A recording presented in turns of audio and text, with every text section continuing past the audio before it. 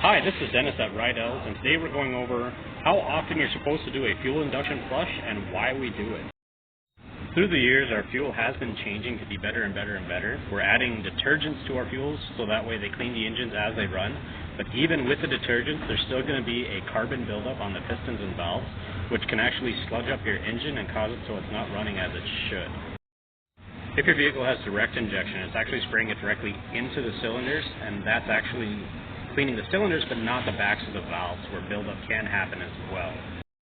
As the buildup happens, you'll see what's called carbon, and that's what a lot of this is. All of this black is a carbon buildup on top of a piston that never had a fuel induction flush done.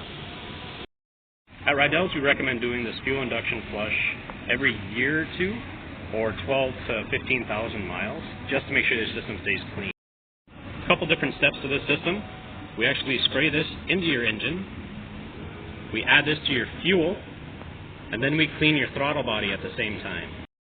So we're going to add the cleaner to the machine, and we're going to set up the machine to spray into your throttle body to deliver the fuel induction cleaner. Now we're going to add the fuel additive. Now this should keep things clean while you're running through your gas. Now that the flush is done, we're going to use this to clean out your throttle body, get all the debris off of it.